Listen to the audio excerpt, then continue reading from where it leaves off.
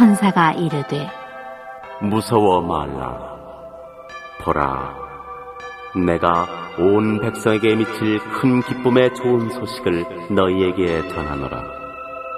오늘날 다윗의 동네에 너희를 위하여 구주가 나셨으니 곧 그리스도 주시니라. 너희가 가서 강보에 쌓여 구유에 누인 아기를 보리니 이것이 너희에게 표적이니라. 하더니 지금으로부터 약 2000년 전 유대 베들레헴 동네에 조금 떨어진 그 들판에는 목자들이 밤을 새워가면서 양을 지키고 있었습니다. 그런데 갑자기 주의 영광스러운 빛이 그들을 두루 비치더니 천사가 나타나는 거예요. 그리고 두려워하는 목자들에게 말하기를 온 백성에게 미칠 큰 기쁨의 좋은 소식을 너희에게 전하노라. 큰 기쁨의 좋은 소식이란 뭘까요? 모든 인류를 죄와 사망에서 구원하여 생명의 나라로 인도하여 주실 그러한 구세주가 탄생한다는 그러한 소식입니다. 이 천사들이 전해준 이 소식을 들은 목자들은 너무나도 놀라웠어요. 당시 목자는요, 사회에서 인정받지 못하는 최하류의 인생, 취급을 받은 사람들입니다. 이 목자들은 자기의 양이 아닌 다른 사람들의 양을 관리하는 사람들이었어요. 양을 잃으면 그 피해에 대한 보상을 해야 하기 때문에 한밤중에 잠을 편안하게 잘 수도 없는 그런 사람들입니다. 추위와 맹수의 위험도 있었어요. 그들에게는 절기를 지키거나 율법을 지키도록 배려하지도 않았습니다. 그들은 소외된 사람들입니다. 어쩌면 양보다도 못한 취급을 받았던 사람들이 누구냐 하면 당시 목자들이었어요. 그런데 보십시오. 하나님은 가장 낮고 천한 모습으로 오셔서 이 기쁜 소식을 누구에게? 가장 낮고 천한 그러한 사람들에게 구주의 탄생을 알립니다. 목자들에게 가장 먼저 아기 예수님을 경배할 수 있는 그런 기회를 주신 거예요. 여러분은 이 말씀을 보면서 조금 의문이 생길 거예요. 그러면 왜 서기관이나 그 당시에 잘 사는 사람들이나 율법학자들이나 그러한 사람들에게, 성경에 능통한 자들에게 먼저 알려주지 않고 이렇게 양을 치는 목자들, 관심도 주지 않고 소외된 사람들에게 이 기쁜 소식을 전하고 있는 것일까?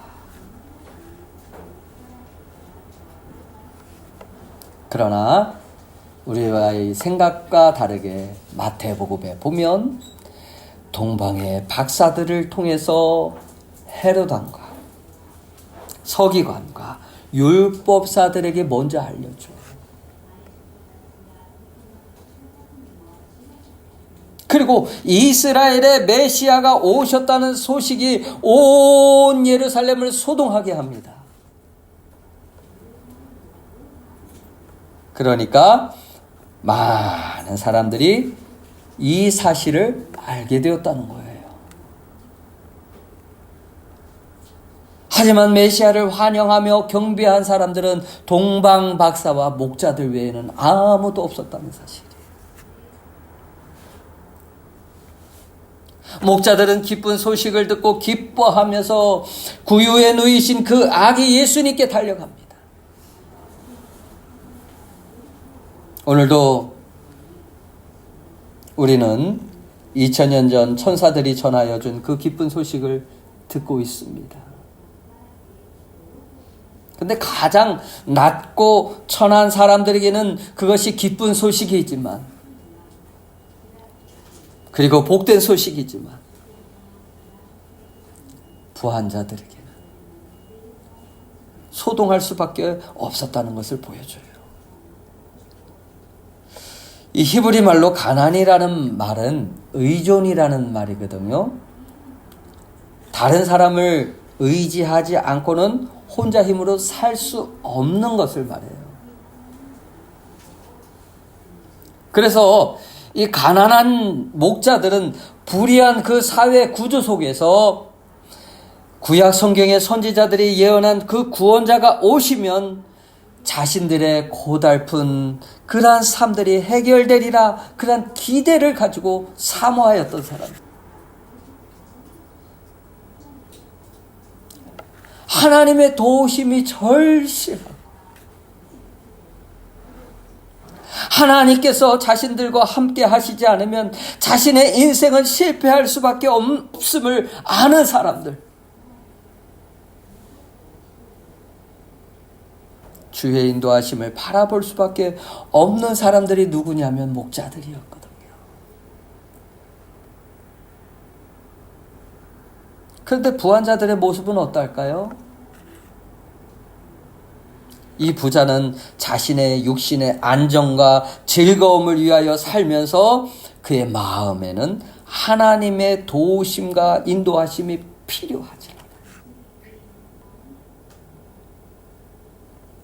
이 부한 자들이 누구입니까?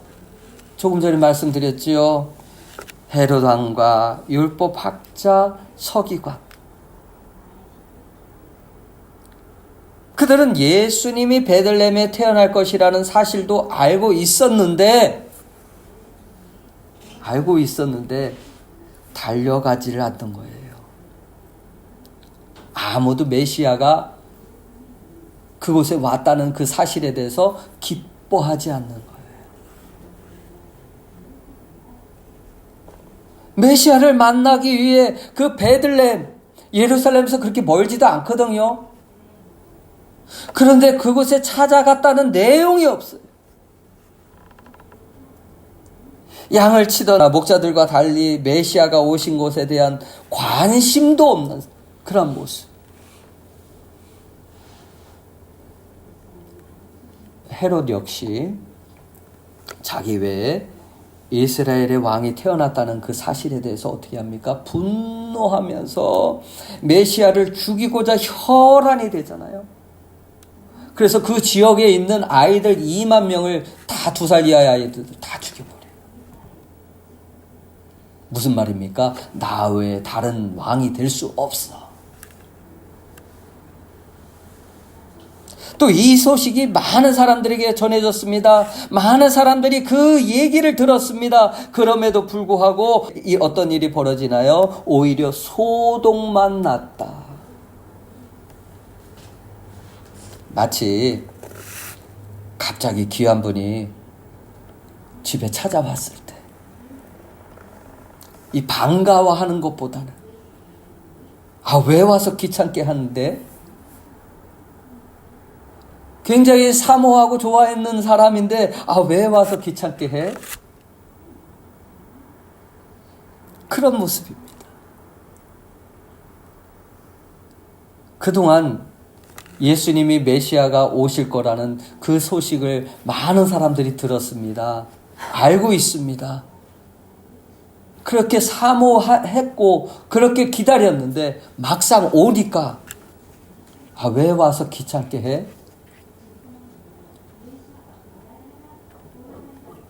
그러다 보니까 이들은 부한 자 같지만 실상은 믿음에 있어서 성경에는 어떻게 표현을 하고 있느냐? 가난한 자다.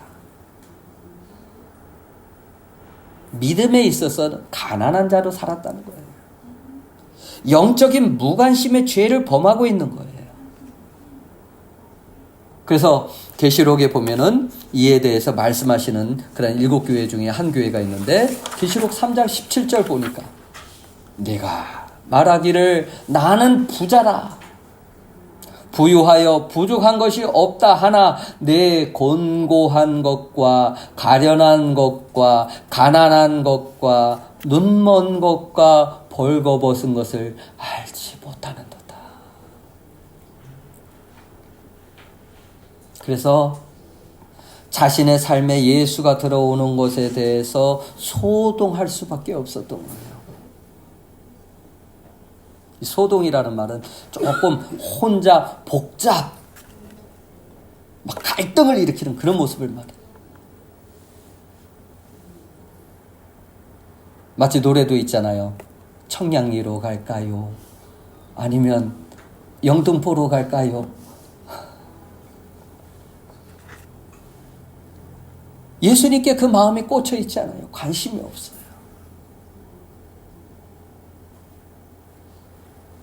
지금도 온 세상에 예수님이 우리를 위해서 구주가 오셨다고 해도 부한 자들은 예수를 기뻐하지 않습니다. 관심이 없습니다. 왜냐하면 자신의 생활에 예수가 정말 필요한지 알지 못하기 때문에 그래요. 그렇다고 오해하지 마십시오. 내가 돈이 많은 이란 부자이기 때문에 그런 얘기 하는 게 아니에요. 예수 없이도 얼마든지 살 수 있다고 생각하는 그 사람들을 부한 자로 얘기를 하는 거예요.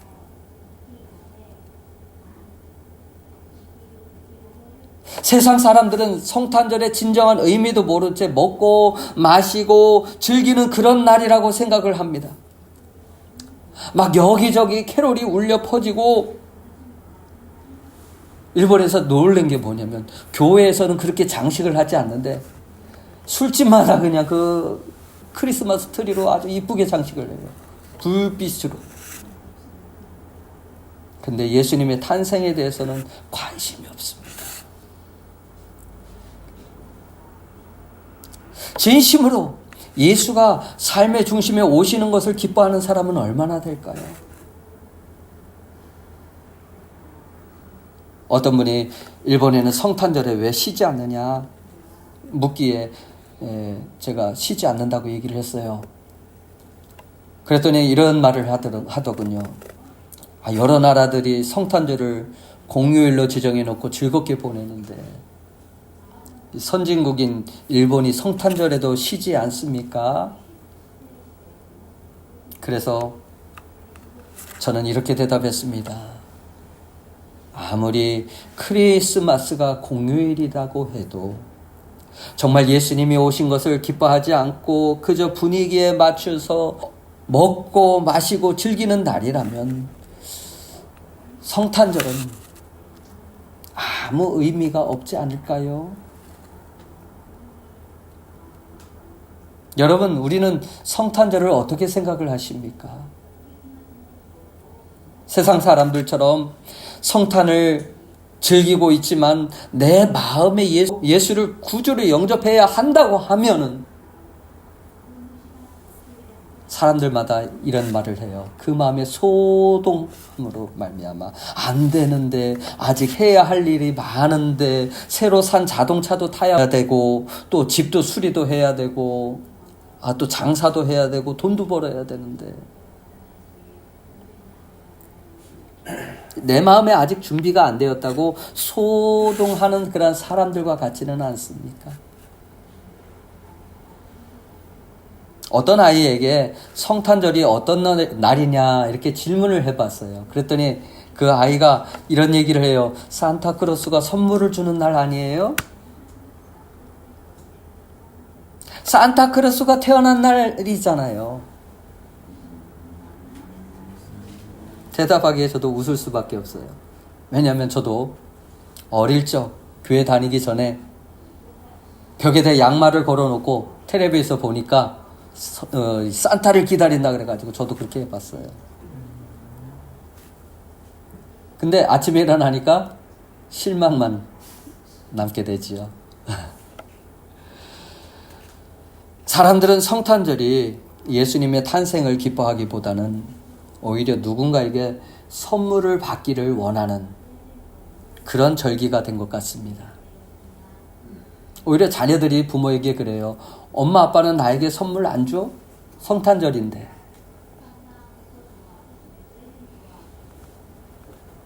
여러분, 우리에게 예수님 없는 성탄절은 아무 의미가 없습니다. 만왕의 왕이신 하나님께서 지극히 낮은 인간의 모습으로 이 땅에 오셨어요. 그 모습이 어디냐면 오늘 성경을 보니까 마구간이에요. 마구간이 어딘 줄 아시죠? 예수님은 분명히 대접을 받고 또 환영을 받으실 자격이 있으셨지만, 그는 왕으로 오셨지만 대접받는 자리에 있지 않고 오히려 지극히 낮은 마구간과 같은 그 마구간이 어디냐면 나의 마음을 말해요. 초라하지요. 더럽지요. 냄새나지요. 그곳에 오신 거예요. 즉 죄악으로 죽을 수밖에 없는 그 사람들을 위해 그들을 살리려고 이 땅에 오신 거예요.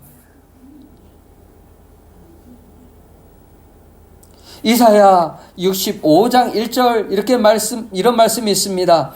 여호와께서 말씀하셨다. 좀 현대어로 제가 이렇게 옮긴 거예요. 나에게 묻지 않은 사람들에게 내가 나를 나타내고 나를 찾지 않던 사람들에게 내가 발견되었으며 내 이름을 부르지 않은 나라에 내가 여기 있다, 내가 여기 있다 하였다.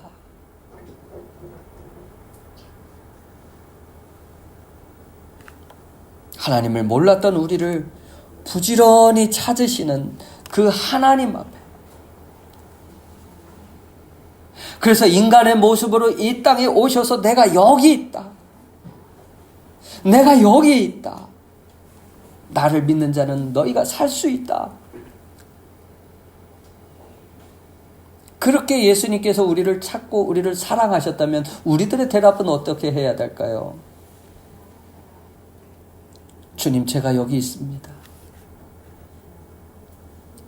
제가 주님을 기뻐합니다. 주님을 환영합니다. 이러한 가난한 마음을 가진 자들을 귀하게 여기신다는 거예요.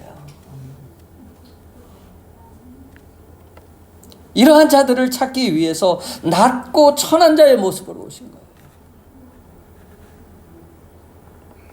이 기쁜 소식을 목자들이 밤에 양들을 지킬 때 천사들이 나타나 말해주는 거예요. 오늘날 다윗의 동네에 너희를 위하여 구주가 나셨으니, 나를 위해서 예수님이 탄생하셨으니. 그리고 말구에 누워있는 그 아기를 보는 것이 메시아임을 나타내는 그런 증거라고 알려줘요. 여러분은 이것이 왜 증거인지, 그리고 어떤 의미가 있는지 아십니까? 누가 보더라도 예수님의 모습은 지금 대단하게 여기지 않을 일이지만, 하나님과 동등하신 분이 가장 낮고 천한 모습으로, 그것도 어디에요? 짐승들이 누워있는 그 마구간에, 또 짐승들이 먹는 그 말구유에 누이시는 거예요. 이 의미는 누이실 곳이 없어 먹이통에 누이셨다고 말하고 있지만, 사실은 모든 사람들에게, 모든 짐승과 같은 사람들에게 예수님을 먹으라, 그 의미. 이 구유에 누이신 예수님을 먹는다는 표현은 이상하지만은 그 예수님을 구세주로 영접하고 받아들이라는 말이에요.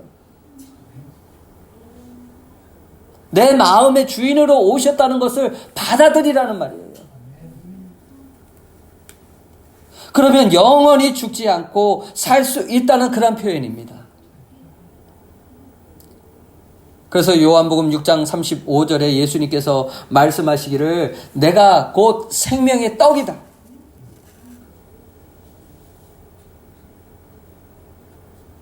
요한복음 6장 51절에는 이런 말씀이 있습니다. 나는 하늘로서 내려온 산 떡이니 사람이 이 떡을 먹으면 영생하리라. 예수님을 받아 먹어. 예수님을 영접하라. 그래서 자신의 모든 것을 우리에게 주시기 위해서 짐승의 먹이로 가장 낮은 모습으로 오신 이것이 증거라는 거예요. 마구간이 상징하는 것은 짐승의 오물처럼 더러운 우리의 마음입니다. 죄악된 우리의 마음을 말해요.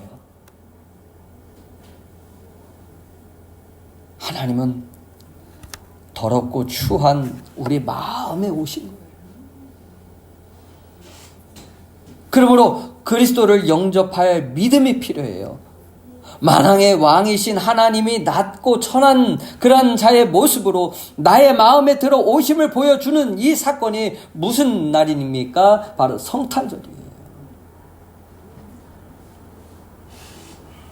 그런데 우리의 마음은 예수로 배부르지 못하고 어찌 내가 사랑하는 욕망과 욕심으로 가득 채운 부유한 자가 되고 있습니까? 지금도 성경은 말씀해요. 심령이 가난한 자는 복이 있나니 천국이 저희 것이요. 그렇다면 그리스도의 탄생과 삶이 어떻게 우리에게 나타날 수 있습니까? 여러분 집에서 쓰시는 생활용품 중에 다리미가 있죠. 아이론. 자기 혼자서 열을 낼 수가 없잖아요. 반드시 전원이 들어오는 그 콘센트에 연결을 해야 열을 내게 돼요. 아무리 좋은 다리미라도 콘센트에 연결하지 않으면 절대로 열을 내는 법이 없습니다. 마찬가지로 우리의 가슴도 그리스도의 마음으로 뜨거워지려면 그리스도께 연결되어 있어야 돼요. 포도나무에 줄기가 붙어 있으면 저절로 열매를 맺는 것처럼 우리도 그리스도에게 붙어 있으면 그리스도의 삶이 시작되는 거예요. 사슴이 시냇물을 찾기에 갈급함과 같이 내 마음에 생명의 갈급함이 있다면 생명 대신 그 예수님을 필요로 할 거예요. 내 안에 오신 그 예수님을 크게 기뻐할 거예요. 그러나 예수님을 필요로 하지 않는다면 하나님이 세상에 오시기 위해서 마구간에 태어나신 것은 우리에게 아무런 의미가 없는 거예요.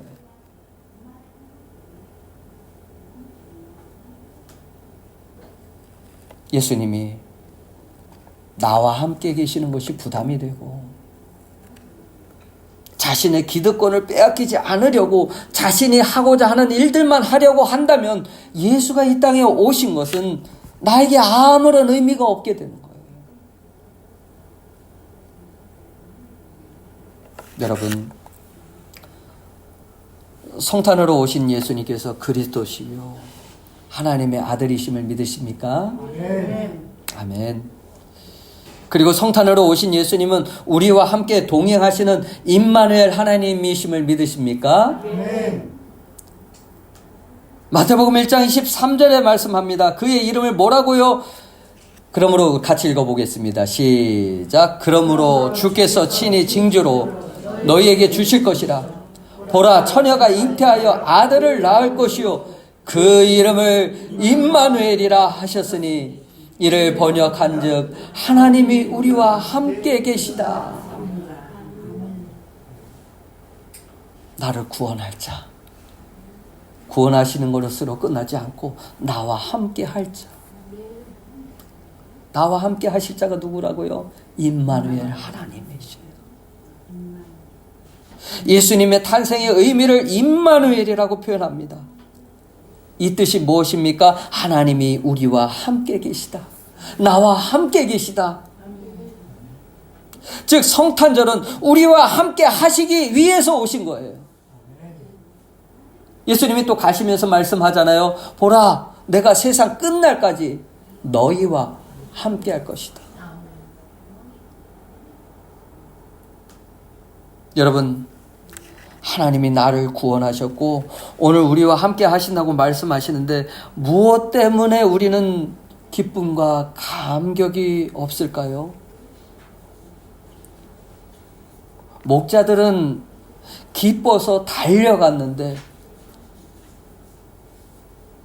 어찌 우리는 시큰둥하는 것일까요? 어떤 분이 이런 얘기를 하더라고요. 배불러서 그래. 배불러서. 그래요. 다른 것들로 인해서 배부르면 어떻게 돼요? 예수가 그렇게 필요하다고 느껴지지 않게 돼요. 예수가 나와 함께 한다고 말해도 별로 관심을 가지지 못합니다. 그 말은 정말 배불러서 그렇습니다. 오늘 성탄절을 맞이해서 우리가 해야 할 일은 이 구원받은 기쁨, 그 감격을 다시 회복하는 거예요. 다시 한번 하나님의 크신 사랑을 깨닫고 나를 구원하신 그 크신 은혜에 감사할 수 있어요. 나를 구원하신 하나님, 나를 하나님의 자녀 삼아주신 하나님, 나에게 영원한 생명을 주신 하나님, 나와 함께 하시는 그 하나님을 우리는 기뻐할 수 있어야 돼요. 그래서 하나님 뜻 가운데 하나가 있잖아요. 그게 뭐예요? 항상 기뻐하라. 뭘 기뻐하라는 거예요? 뭘? 내 생활은 다 찌들어졌고 힘든데. 예, 하나님을 기뻐하라는 거예요. 나와 함께 하심을 기뻐하라는 거예요. 2000년 전에 아기 예수님을 크게 기뻐하였던 그 목자들과 같이 우리는 예수님이 나의 기쁨이요 자랑으로 삼고 살아갈 수 있는 사람들이 되어야 돼요. 예수님은 이스라엘을 위해서만 오신 것이 아닙니다. 우리를 위해서 오셨어요. 더 정확하게 말하면 바로 나를 위해서 오셨어요. 하나님께서는 우리가 아직 죄인 되었을 때 우리를 사랑하셔서 그 아들을 보내셨고 십자가에 달리게 하셨습니다. 죄로 말미암아 하나님과 원수 되었던 우리들이에요. 하나님께 나아갈 수 없었던 우리들이에요. 여전히 하나님이 없다고 말하며 살던 우리들입니다. 그럼에도 불구하고 하나님께서는 우리를 사랑하셔서 아들을 이 땅에 보내주신 거예요. 장로님께서도 기도하셨잖아요. 하나님께서 세상을 이처럼 사랑하사. 거기 세상에는 나도 포함되어 있습니다. 여러분도 포함되어 있어요. 그래서 낮은 자의 모습으로 오셔서 예수님의 삶은 그의 삶은 어땠습니까? 어부와 세리와 창기와 병자들과 같이 낮은 자의 친구가 되어주셨던 거예요. 그들의 친구가 되어주셨던 거예요. 예수님을 사랑하는 자들, 예수님을 찾는 자들, 예수님을 사모하는 자들, 그들의 친구가 되어주시는 거예요.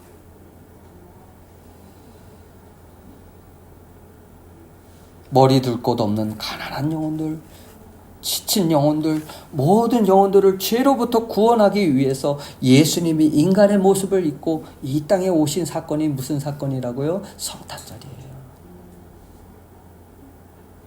오래전에 영국 런던에 폭우가 쏟아지던 어느 여름날이었습니다. 어느 한 농가를 지나던 그 여러 일행 중에 한 사람이 그 농가 주인에게 이렇게 문을 두드려서 우산을 좀 빌려줄 수 있느냐 물어보았어요. 그랬더니 이 농가 주인은 자기가 쓰던 우산 중에서 다 부러진 그 낡은 우산 하나를 이렇게 꺼내서 주었습니다. 그들은 한 일행 중에 부인 한 사람에게 그 우산을 씌우고 거기를 떠났어요. 그리고 며칠 후에 어떤 사람이 아주 예쁘게 포장된 그 편지에, 그리고 그가 주었던 우산을 다시 가져왔습니다. 그 편지는 정말 감사했습니다라는 정중한 인사와 함께 우산을 빌렸던 그 여인의 사인이 기록이 되어 있었어요. 그 이름이 누구일까요? 엘리자베스. 누구죠? 영국 여왕이에요. 농부는 정신이 번쩍 들면서 후회할 수밖에 없었어요. 그럴 줄 알았다면 내가 정성을 다해서 그분을 영접했어야 했는데, 그분에게 내가 가진 가장 좋은 우산을 드렸어야 했는데,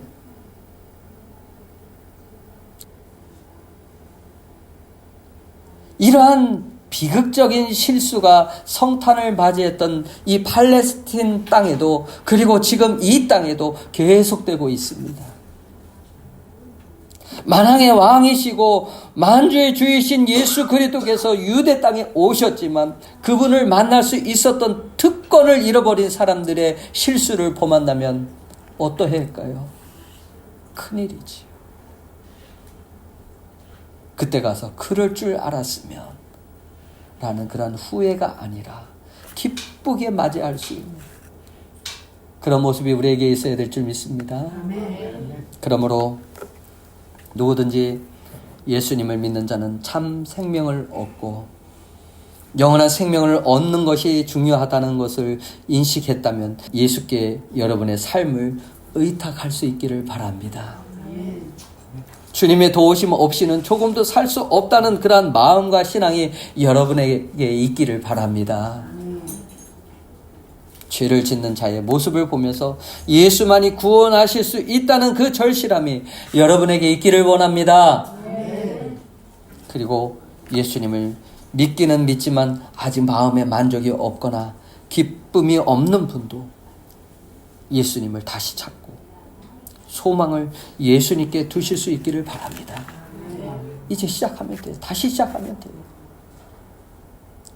예수님이 아니면 살 수 없다. 그러한 가난한 마음으로 다시 오실 재림의 주를 사모하며 그렇게 살아간다면 우리도 다시 오실 주님을 뵐 수 있을 거예요.